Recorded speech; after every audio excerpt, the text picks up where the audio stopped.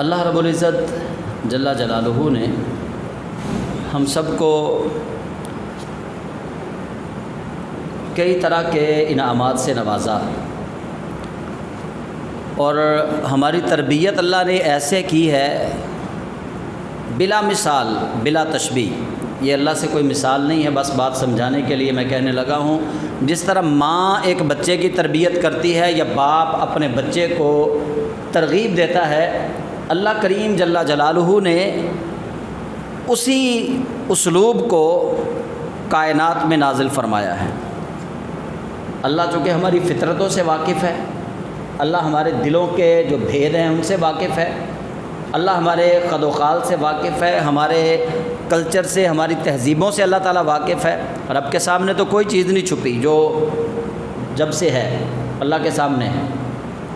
اللہ نے یہ بالکل ایک ایسے ترغیب دی ہے کہ جب آپ اس ترغیب کو دیکھیں گے نا کہ کس طرح جیسے ماں باپ اپنے بچے کو کسی چیز کا شوق دلانے کے لیے پہلے اس چیز کے وصف بیان کرتے ہیں، یا کسی چیز سے ڈرانے کے لیے اس چیز کا پہلے خوف بچے کے دل میں پیدا کیا جاتا ہے، بچہ اس سے ڈر جائے۔ اللہ تعالیٰ نے اسی طرح پہلے کہا کہ وَلْتَكُن مِّنكُمْ أُمَّةٌ يَدْعُونَ إِلَى الْخَيْرِ، تم میں ایک امت ایسی ہونی چاہیے جو خیر کی طرف بلائے، یأمرون بالمعروف وینہون عن المنکر، ان کا کام یہ ہو کہ وہ نیکی کا حکم دیں اور برائی کے کاموں سے منع کریں۔ تم میں ہونی چاہیے ایک ایسی امت۔ اچھا، پھر اس سے آگے چل کے اللہ تعالیٰ نے پہلے تو یہ ایک، جیسے اب دیکھیے ماں باپ کیسے اپنے بچے کی تربیت کرتے ہیں، بیٹا ہمارے خاندان میں سے کوئی ایک تو ڈاکٹر ہونا چاہیے، ہمارے خاندان میں کوئی ایک تو عالم ہونا چاہیے، کوئی ایک تو حافظ ہونا۔ اب دیکھو نا کہ اگر ایسا ہوگا تو پھر ہمیں یہ فضیلت ملے گی۔ اچھا، یہ ترغیب کے پہلو میں سے ایک پہلو ہے یہ کہ بچے کو ترغیب دینا کسی چیز کی۔ پھر اس سے تھوڑا آگے جا کے اللہ کریم جل جلالہ اسی جماعت کی بات کر رہا ہے کہ جو سیدھے راستے پر ہوں گے۔ اللہ فرماتا ہے وَأَمَّا الَّذِينَ ابْيَضَّتْ وُجُوهُهُمْ فَفِي رَحْمَةِ اللَّهِ۔ اچھا، ان میں سے دو کا ذکر کر دیا، کہا کہ دو طرح کے یہ لوگ ہوں گے، ایک وہ ہوں گے جن کے چہرے چمکدار ہوں گے، ایک وہ ہوں گے جن کے چہرے سیاہ ہوں گے۔ دونوں کا ذکر یہاں پہ اللہ وحدہ لا شریک نے فرما دیا۔ کیا کہا رب تعالیٰ نے؟ فرمایا یوم تبیض وجوہ وتسود وجوہ، قیامت کے دن کچھ چہرے چمکدار ہوں گے، کچھ چہرے سیاہ ہوں گے۔ اب ماں باپ کو جب ہم دیکھیں گے وہ اپنے بچوں کو ایسے ہی ڈرا بھی رہے ہوں گے، اور کسی چیز کا لالچ، کسی چیز کی ہرس، کسی چیز کی ترغیب بھی ایسے ہی دے رہے ہوں گے کہ بیٹا جو ایسا ہوگا نا اس کو یہ ہوگا، جو ویسا ہوگا اس کے لیے یہ ہوگا۔ دونوں طرح سے والدین بھی اپنے بچے کو شوق بھی ڈالتے ہیں کسی اچھے کام کا، اور برے کام سے اس کو روکتے بھی ہیں۔ اللہ کریم نے وہی اسلوب جو ہمیں دینا تھا اسی اسلوب میں اللہ تعالیٰ نے بات کی۔ فرمایا یوم تبیض وجوہ وتسود وجوہ، قیامت کے دن کچھ چہرے چمکدار ہوں گے، کچھ چہرے سیاہ ہوں گے۔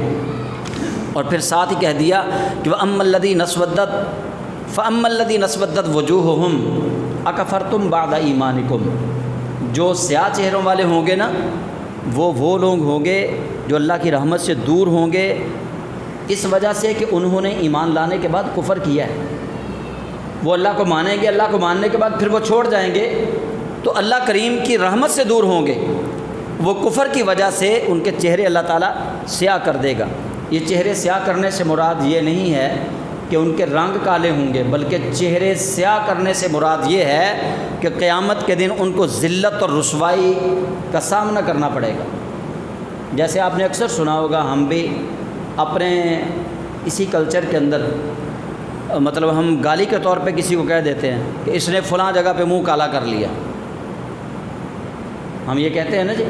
یہ اس ضمن میں اللہ تعالیٰ فرما رہا ہے کہ تم بربادی کے اس دہانے پر پہنچو گے، تم ذلت اور رسوائی کے اس دہانے پر پہنچو گے کہ تم منہ کالا کرو گے اپنا، اگر تم ایمان لانے کے بعد کفر کی موت مرو گے تو۔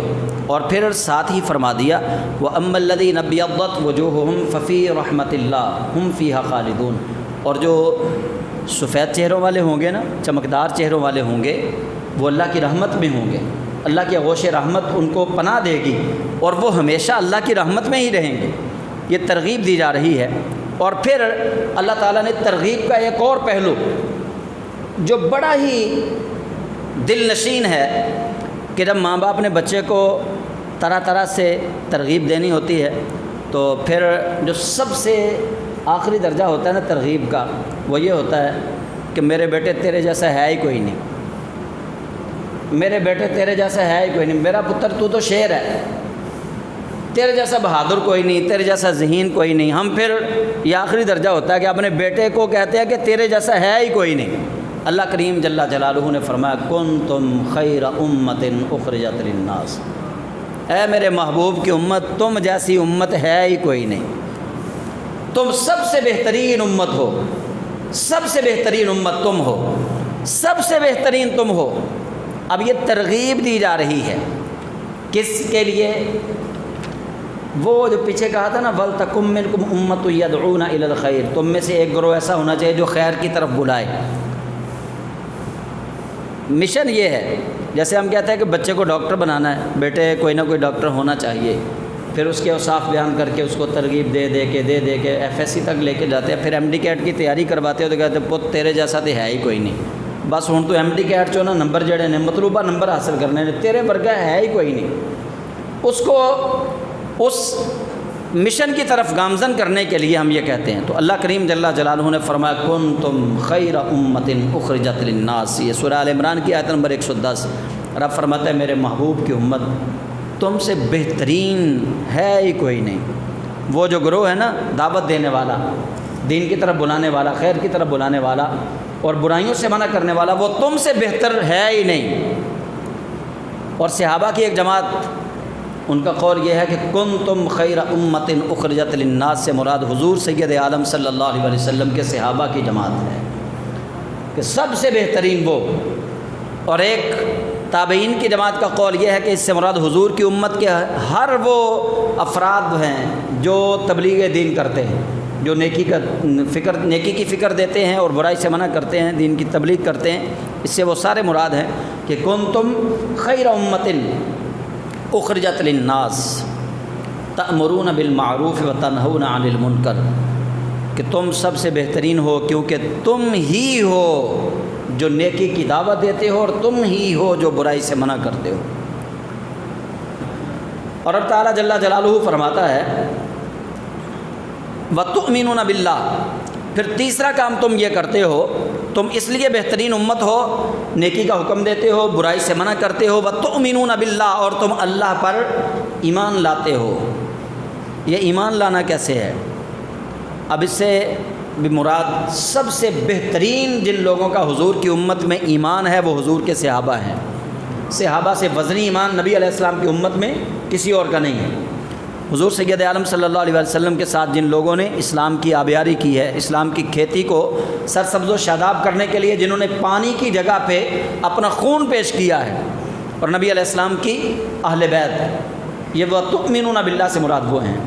اور پھر اللہ کریم جل جلالہ فرماتا ہے وَلَوْ آمَنَ أَهْلُ الْكِتَابِ، اب ایمان والوں کو شاباش دے کے پھر ایمان والوں کے ساتھ ایک اور گروہ تھا جو بگڑا ہوا گروہ تھا یہودیوں کا، جو کہتے تھے ہم اللہ کے لاڈلے ہیں، لیکن وہ اللہ کے لاڈلوں والا کام کوئی نہیں کرتے تھے۔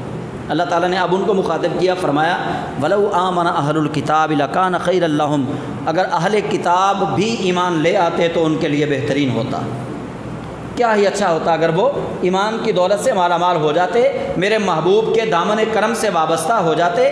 وَلَوْ آمَنَ أَهْلُ الْكِتَابِ، اب یہاں پہ توجہ طلب بات یہ ہے وَلَوْ آمَنَ أَهْلُ الْكِتَابِ، اللہ فرماتا ہے اگر ایمان لے آتے اہل کتاب۔ اب اہل کتاب کس پہ ایمان لے کے آتے؟ وہ اللہ پہ تو پہلے ان کا ایمان تھا، کتاب تورات اور زبور پر پہلے ہی ان کا ایمان تھا، وہ اللہ کو بھی پہلے مانتے تھے، وہ کتابوں کو بھی، آسمانی کتابیں جو تھیں تورات زبور اور انجیل، ان کو بھی مانتے تھے۔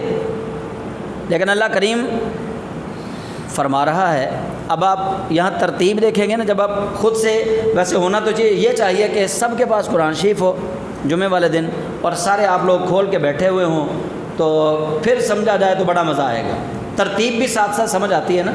اب میں آپ کو ترتیب ایسے سمجھا دیتا ہوں. اللہ فرماتا ہے کنتم خیر امت اخرجت للناس، اے میرے محبوب کی امت تم بڑی بہترین امت ہو لوگوں میں سے، جتنی پہلی امتیں گزر گئی. اب چاہیے یہ تھا اللہ یہ وصف بیان کرنے کے بعد، بلکہ اس وصف بیان کرنے سے بھی پہلے اللہ بیان کرتا کہ وَتُؤْمِنُونَ بِاللَّهِ، تم اللہ پر ایمان لاتے ہو، فَكُنْتُمْ خَيْرَ أُمَّةٍ أُخْرِجَتْ لِلنَّاسِ، پس اس وجہ سے تم سب سے بہترین امت ہو. ہونا یہ چاہیے تھا کہ تم اللہ پر ایمان لاتے ہو، اللہ پر تم نے غیر مشروط ایمان قبول کیا ہے، پس تم بہترین امت ہو. ہونا یہ چاہیے تھا، لیکن اللہ نے ترتیب کیا رکھی؟ فرمایا تم بہترین ہو، اور تم جیسا ہے ہی کوئی نہیں. میرے محبوب کی امتی ہو، تم جیسا ہے ہی کوئی نہیں، تم سب سے بہترین ہو. اچھا پھر چلیں اللہ دوسری ترتیب کو اللہ کریم یہ کہہ دیتا کہ تم اس لیے بہترین ہو کہ اللہ پر ایمان لائے ہو. نہیں کہا، فرمایا تأمرون بالمعروف، تم اس لیے بہترین ہو کہ نیکی کا حکم دیتے ہو، وتنہون عن المنکر، اور برائی سے منع کرتے ہو. کنتم خیر امت تأمرون بالمعروف، تم بہترین ہو، تم نیکی کا حکم دیتے ہو، تم برائی سے منع کرتے ہو. چوتھے نمبر پہ کہا وتؤمنون باللہ، تم اللہ پر ایمان لاتے ہو، تم اللہ پر ایمان لاتے ہو، ایمان لانے والے ہو، اس لیے تم بہترین ہو. یہ تؤمنون باللہ اللہ کریم نے آخر میں کیوں فرمایا؟ اللہ وحدہ لا شریک نے چونکہ اہل کتاب کو بھی ساتھ مخاطب کرنا تھا، آیت کی ترتیب کو اس لحاظ سے اللہ تعالیٰ نے پھر لکھا. فرمایا وتؤمنون باللہ، میرے محبوب کے امتیوں تم اس لیے بہترین ہو کہ اللہ پر غیر مشروط ایمان قبول کیا ہے تم نے، اور تم ایسا ایمان لے کر آئے ہو جیسا ایمان لانے کا حق تھا. اور فرمایا وَلَوْ آمَنَ أَهْلُ الْكِتَابِ لَكَانَ خَيْرًا لَّهُمْ، اگر یہودی اور عیسائی بھی ایمان قبول کر لیتے تو ان کے لیے بہترین ہوتا. اچھا وہ کس پہ ایمان قبول کرتے بھائی؟ وہ نیکی کی تبلیغ تو وہ بھی کرتے تھے، برائیوں سے منع وہ بھی کرتے تھے، اللہ کو وہ پہلے ہی مانتے تھے، تورات انجیل اور زبور کو وہ پہلے ہی مانتے تھے. دراصل اللہ کریم یہاں بتانا یہ چاہتا ہے کہ وَتُؤْمِنُونَ بِاللَّهِ سے مراد میرے محبوب کے وہ جانثار غلام ہیں کہ جن کو ابو بکر و عمر عثمان و علی کہا جاتا ہے. اے اہل کتاب، جب تم ان کی طرح محمد مصطفیٰ پر غیر مشروط ایمان قبول کرو گے تب تمہارے لیے بھی بہترین ہوتا کہ تم ان کے گروہ کے اندر شامل ہو جاتے، تب تمہارے لیے بھی بہترین ہونا تھا. لیکن انہوں نے کیا کیا؟ تورات کو مانتے رہے، انجیل کو مانتے رہے، زبور کو مانتے رہے، اللہ کو مانتے رہے. انکار کیا تو حضور کا، انکار کیا تو حضور کا، سرکار کا انکار کیا. اللہ نے کہا اب جو تم مجھے مانتے ہو نا، اس ماننا وہ ماننا کوئی معنی نہیں رکھتا. اب جو تم تورات کو مانتے ہو نا، اس کا کوئی مطلب ہی نہیں ماننے کا. جو زبور کو تم نے مانا وہ بھی کوئی معنی نہیں رکھتا، جو انجیل کو مانا وہ بھی کوئی معنی نہیں رکھتا. فرمایا تورات انجیل اور زبور اور مجھے ماننے کا مطلب یہ ہے کہ میرے محبوب کے غلام بنو. جو مجھے تو مانتا رہا لیکن میرے محبوب کو نہ مانا، اللہ فرماتا ہے میرا ماننا اس کے کسی کام نہیں آئے گا جب تک وہ محمد کا پکا سچا غلام نہیں بن جاتا. اسی لیے تو اعلیٰ حضرت امام محمد رضا رحمۃ اللہ علیہ فرماتے ہیں کہ بخدا خدا کا یہی ہے در. اب کہتے ہیں اللہ کی قسم، حقیقت کی نظر سے دیکھو تو اللہ کا در یہی ہے، یعنی حضور کا در. بخدا خدا کا یہی ہے در، نہیں اور کوئی مفر مکر. جو وہاں سے ہو یہیں آ کے ہو، جو یہاں نہیں وہ وہاں نہیں. کہ اللہ جس پر بھی عنایات کرتا ہے اپنے محبوب کے توسل اور تصدق سے کرتا ہے. جس کو محبوب نہ چاہیں اللہ کی بارگاہ میں اس کا کوئی مقام اور مرتبہ نہیں ہوتا. اور اسی آیت کی تشریح امام احمد رضا اپنے لفظوں میں کر رہے ہیں کہ انہیں مانا، انہیں جانا، نہ رکھا غیر سے کام، للہ الحمد میں دنیا سے مسلمان گیا. کہ حضور کو مانے بغیر ہم قرآن کو نہیں مان سکتے، حضور کو مانے بغیر ہم تورات انجیل زبور انبیاء سابقین کو نہیں مان سکتے، حضور کو مانے بغیر ہم اللہ کو نہیں مان سکتے. اگر کوئی شخص یہ کہتا رہے کہ میں اللہ والا ہوں، میں اللہ والا ہوں، میرا اللہ پہ یقین ہے کہ اللہ ایک ہے، اللہ فرماتا ہے مجھے اس کی توحید پر اعتماد ہی نہیں جو میرے محبوب کے اعتماد پر میری توحید کا اقرار نہیں کرتا. تو رب تعالیٰ جل جلالہ نے فرمایا منہم المؤمنون و اکثرہم الفاسقون، فرمایا اہل کتاب میں سے کچھ مومن ہیں اور زیادہ ان میں سے کافر ہیں، فاسق ہیں۔ ان میں سے کچھ مومن کون تھے؟ حضرت عبداللہ بن سلام رضی اللہ تعالیٰ عنہ اور ان کے ساتھی، انہوں نے اسلام قبول کر لیا تھا، تو اللہ نے فرمایا منہم المؤمنون، ان میں سے کچھ ایمان والے ہیں، ایمان لے آئے، واکثرہم الفاسقون، ان میں سے زیادہ ایسے ہیں جو کافر ہیں، جو فاسق ہیں۔ اور اب تعالیٰ نے پھر اپنے محبوب کریم علیہ السلام کو اور محبوب کی امت کو تسلی دی، کیونکہ یہودی اس وقت بھی بڑے مالدار تھے، اس وقت بھی یہودیوں کے پاس کھجوروں کے بڑے لمبے چوڑے باغات ہوتے تھے، تو جو غریب صحابہ تھے نا، ان کے دلوں میں ایک ان کے لیے خوف تھا کہ پتہ نہیں ہمیں کیا نقصان دیں گے۔ اب اللہ کریم جل جلالہ نے سب کو ڈھارس بندھائی۔ اللہ تعالیٰ نے فرمایا لن یضروکم الا اذی، وہ تمہیں لن یضروکم، ہرگز وہ تمہیں نقصان نہیں پہنچا سکتے۔ لن یضروکم، ہم لفظ ضر بولتے ہیں نا، ضرر، ضاد رے رے ضرر، یہ لن یضروکم، چونکہ یہ ضاد ہے لفظ، تو ہم پنجابی میں اردو میں جب پڑھتے تو ضرر پڑھتے، لفظ ضرر ہے، ضرر، ضرر کہتے ہیں نقصان کو، تو اللہ فرماتا ہے لن یضروکم، وہ ہرگز تمہیں نقصان نہیں پہنچا سکتے، الا اذن، مگر جب وہ نقصان پہنچائیں گے تو کیسا پہنچائیں گے؟ فقط تمہیں ستائیں گے، اذن، اذیت دیں گے، ستائیں گے تمہیں وہ۔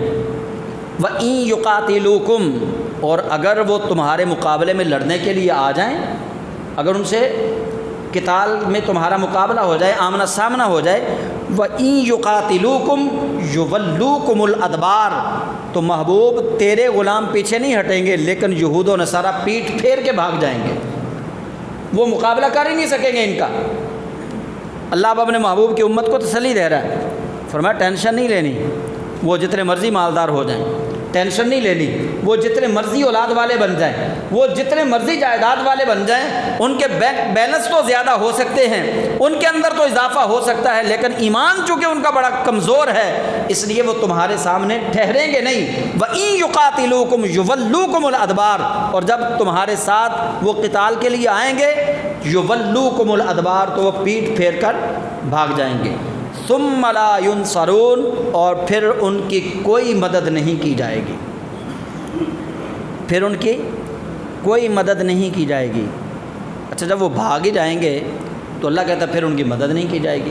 مطلب کیا ہے؟ مطلب یہ ہے کہ جب وہ تمہارے مقابلے میں آ جائیں گے نا، پھر اللہ انہیں ایمان کی دولت نصیب نہیں کرے گا، اللہ پھر ان کی مدد نہیں کرے گا کہ ان کے دل دوبارہ صاف کر دے، ان کے دلوں کو اللہ پھر اپنی طرف نہیں پھیرے گا، اللہ کریم ان کی پھر مدد فرمائے گا ہی نہیں۔ ثم لا ينصرون، یہی وجہ ہے آپ دیکھیں گے کہ جتنے لوگ صحابہ کی جماعت سے بیزار ہیں، اہل بیت کی جماعت سے بیزار ہیں، اللہ کریم جل جلالہ نے پکی پکی مہریں لگا دی ہیں، صحابہ کے گستاخ بھی کبھی واپس نہیں آ سکتے، اہل بیت کے گستاخ بھی کبھی واپس نہیں آ سکتے۔ کیوں؟ ثم لا ينصرون، اللہ کہہ رہا ہے کہ پھر ان کی مدد نہیں کی جائے گی۔ اور سب سے بڑی مدد یہ ہے کہ اللہ تعالیٰ کسی کو توبہ کی توفیق عطا فرما دے، اس سے بڑی اور مدد نہیں اللہ کی کوئی بھی ہو سکتی، کسی بندے کا ایمان دنیا سے لے کر چلے جانا۔ اللہ کریم جل جلالہ اپنے محبوب کی امت کو تسلی کا سلسلہ اب جاری ہے۔ اللہ فرماتا ہے ضربت، لکھ دی گئی، ڈال دی گئی، پکی کر دی گئی، مسلط کر دی گئی، علیہم الذلہ، ان کے لیے محتاجی، ان کے لیے ذلت، یہودیوں کے لیے ضربت علیہم الذلہ، ان کے لیے ذلت مقدر کر دی گئی۔ اینما ثقفوا، وہ جہاں کہیں بھی جائیں گے، وہ جہاں مرضی چلے جائیں، اینما ثقفوا ضربت علیہم الذلہ، ان پر ذلت مسلط کر دی گئی، الا بحبل من اللہ وحبل من الناس، مگر یہ کہ اللہ ان کو سہارا دے دے یا لوگ ان کو سہارا دے دیں۔ وہ کسی کے سہارے پر تو اکڑ سکتے ہیں یہودی، یہودیوں کی ذلت اور رسوائی اللہ کہتا ہے کہ میں نے ان کے لیے مقدر کر دی ہے، اب وہ لوگوں کے زور پہ تو اکڑیں گے لیکن اپنے آپ نہیں اکڑ سکیں گے، ان کے اندر یہ اتنی پاور نہیں ہوگی۔ اب آپ دیکھیے اسرائیل جو ہمارے مسلمان بھائیوں کو فلسطین کے اندر شہید کر رہا ہے، جو ان کو اپنی درندگی کا نشانہ بنا رہا ہے، وہ کس کی ایما پر ہے؟ امریکہ اس کے پیچھے ہے۔ اب جیسے اسماعیل ہنیہ رحمۃ اللہ علیہ کی شہادت واقع ہوئی ایران میں، تو ایران نے جیسے ہی اعلان کیا، امریکہ کی طرف سے فوراً جناب اعلان کر دیا گیا کہ اگر ایران نے اسرائیل پہ حملہ کیا تو ہم اسرائیل کی حفاظت کے لیے تیار کھڑے ہیں۔ یہودی اپنے آپ ان کی ٹانگیں کانپ رہی تھی کہ یہ کیا بنے گا ہمارے ساتھ، اب ہم نے اسماعیل ہنیہ کو شہید تو کر دیا لیکن ایران ہمیں نہیں چھوڑے گا، مسلمان اب ہمیں نہیں چھوڑیں گے۔ کبھی امریکہ کا فون آ رہا ہے ایران کو، کبھی روس کی طرف سے فون کروایا جا رہا ہے ایران کو، کبھی انگلینڈ کی طرف سے فون کروایا جا رہا ہے ایران کو کہ ابھی آپ 2 ہفتوں کی مہلت دے دیں، ابھی آپ امریکہ سے اسرائیل سے بدلہ نہ لیں۔ مطلب ان کی ٹانگیں جو ہیں وہ کانپ رہی تھیں۔ کیوں؟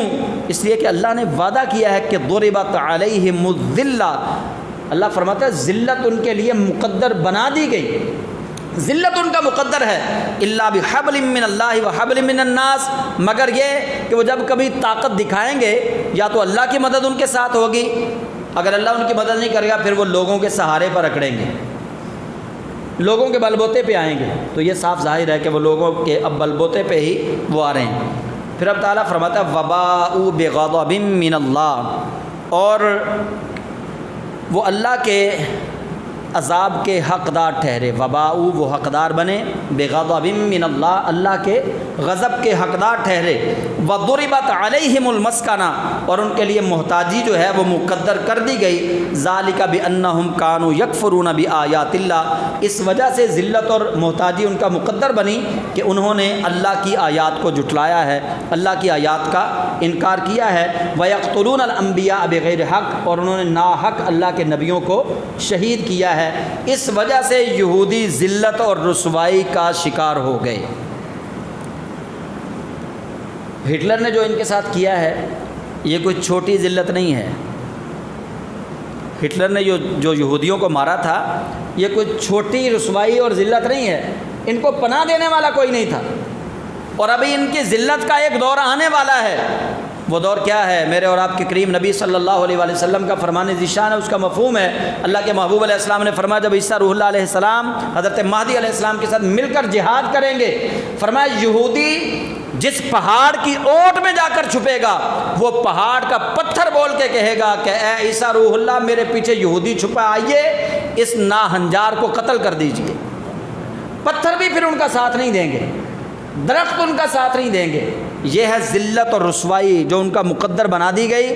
ابھی تو ہمیں نظر آ رہا ہے کہ یہودیوں کا اپنا ملک ہے، ابھی ہمیں نظر آ رہا ہے کہ یہودی بڑی پاور میں ہیں، لیکن جب عیسیٰ روح اللہ علیہ السلام حضرت مہدی علیہ السلام کے ساتھ مل کے جہاد کریں گے تب یہودیوں کی ذلت اور رسوائی دیکھنے والی ہوگی، نہ ان کو کوئی ٹھکانہ دینے والا ہوگا، نہ ان کی کوئی مدد کرنے والا ہوگا، پھر یہ در بدر بھٹکتے ہوئے پھریں گے۔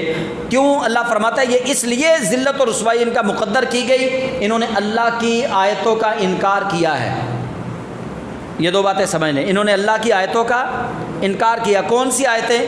جو تورات میں لکھی تھی، اور ان آیتوں میں لکھا کیا تھا کہ وہ نبی آخر الزمان جن کا نام محمد اور احمد ہوگا وہ صحرا والی زمین سے ہجرت فرما کر کھجوروں والی زمین پر تشریف لائیں گے، وہ رسول الملاحم ہوں گے، وہ آخری رسول ہوں گے، وہ جب آ جائیں تو ان پر ایمان لے کے آنا۔ ان کے اوصاف یہ ہیں کہ وہ صدقہ قبول نہیں کریں گے، ان کے اوصاف یہ ہیں کہ وہ مال غنیمت انہیں عطا کر دیا جائے گا، ان کے اوصاف میں سے یہ ہے کہ وہ ہدیہ قبول کریں گے، ان کے اوصاف میں سے یہ ہے کہ وہ بھوک کو پسند کریں گے، ان کے اوصاف میں سے یہ ہے کہ وہ زمین پر چٹائی پہ بیٹھیں گے۔ یہ سارے وصف رسول اللہ کے تورات کے اندر لکھے گئے، لیکن جب رسول محتشم تشریف لے کے آ گئے انہوں نے انکار کر دیا۔ تو رب فرماتا ہے کہ یہودیوں اب ذلت اور رسوائی تمہارا مقدر بن گئی۔ پہلے تو تم نے ایک قصور کیا تھا نا، وہ تمہارا قصور یہ تھا کہ تم نے میرے نبیوں کو ناحق قتل کیا تھا، اب تمہارا اس سے بھی بڑا قصور یہ ہے کہ تم نے نبیوں کے امام کو پہچاننے سے انکار کیا ہے۔ فرمایا وَيَكْفُرُونَ بِآيَاتِ اللَّهِ ذَلِكَ بِأَنَّهُمْ كَانُوا يَكْفُرُونَ بِآيَاتِ اللَّهِ۔ یہ ذلت اور رسوائی اور محتاجی اس لیے ان کا مقدر ہوگی، انہوں نے اللہ کی آیتوں کا انکار کیا اور اللہ کے نبیوں کو ناحق قتل کیا۔ ذَلِكَ بِمَا عَصَوا وَكَانُوا يَعْتَدُونَ، یہ اس وجہ سے ہے کہ انہوں نے وہ معصیت کی جو حد سے بڑھ جانے والی معصیت ہے۔ ذَلِكَ بِمَا عَصَوا، یہ اس معصیت کی وجہ سے ہے، اس گناہ کی وجہ سے ہے جو وہ حد سے بڑھ کے کرتے رہے، یعتدون حد سے بڑھ گئے، انہوں نے جو اللہ اور اس کے رسول صلی اللہ علیہ وسلم کی باؤنڈری لائن تھی اس کو انہوں نے کراس کر لیا۔ تو اللہ کریم جل جلالہ فرماتا ہے لیسوا سواء من اہل الکتاب، سب اہل کتاب میں سے سب ایک جیسے نہیں ہیں، اہل کتاب میں سے سب ایک جیسے نہیں ہیں۔ امتن قائمتن، ان میں ایک گروہ ایسا بھی ہے جو قائم ہے، یتلون آیات اللہ، اللہ کی آیات پر تلاوت کرنے کے لیے آناء اللیل، وہ رات کو لمبے قیام کرتے ہیں اور اس قیام کے اندر اللہ کی آیتوں کی تلاوت کرتے ہیں، وہ اہل کتاب میں سے ایک جماعت ہے۔ وہم یسجدون، اور وہ طویل سجدے بھی کرتے ہیں کہ وہ رات کی گھڑیوں میں کھڑے رہتے ہیں۔ آناء اللیل، آناء کا معنی ہے گھڑیاں، لیل کا معنی ہے رات، رات کی گھڑیوں میں وہ کھڑے رہتے ہیں، اللہ کی تسبیح و تحلیل کرتے ہیں اور اللہ کے حضور سجدہ ریز ہوتے ہیں۔ یؤمنون باللہ، وہ اللہ پر ایمان لاتے ہیں، والیوم الآخر، اور وہ آخرت کے دن پر ایمان لاتے ہیں۔ ویأمرون بالمعروف، اور وہ نیکی کا حکم دیتے ہیں۔ وینہون عن المنکر، اور وہ برائیوں سے منع کرتے ہیں۔ ویسارعون فی الخیرات، اور وہ نیکیوں کی طرف دوڑتے ہیں، رغبت کرتے ہیں۔ وَأُولَٰئِکَ مِنَ الصَّالِحِینَ، رب فرماتا ہے وہ صالحین میں سے ہیں۔ اہل کتاب میں ایک گروہ ایسا بھی ہے جو صالحین میں سے ہے۔ وما یفعلوا من خیر فلن یکفروا، تو اللہ فرماتا ہے وما یفعلوا، اور جو نیکی کا کام کرے گا، من خیر، خیر میں سے، فلن یکفروا ہو، اللہ کریم جل جلالہ فرماتا ہے کہ پھر اس کو اس کا پورا اجر دیا جائے گا، اس کا حق مارا نہیں جائے گا، اس کا حق جو ہے وہ غصب نہیں کیا جائے گا۔ جو بھی کوئی نیکی کا عمل کرے، اب آپ سوچیں، آپ راستے سے کانٹا دور کرتے ہیں، یہ بھی ایک نیکی کا کام ہے، گو یہ ایک بڑا معمولی سا کام نظر آتا ہے، راستے سے کانٹا دور کرنا یہ بڑا معمولی سا کام نظر آتا ہے ہمیں، لیکن اس پر بھی اللہ وحدہ لا شریک نے، جو بندہ کسی مومن کے لیے راستہ صاف کرے اور کانٹا تکلیف دہ چیز اس کے راستے سے دور کرے، اللہ کے محبوب کریم علیہ السلام فرماتے ہیں بہترین صدقہ ہے اس کے لیے۔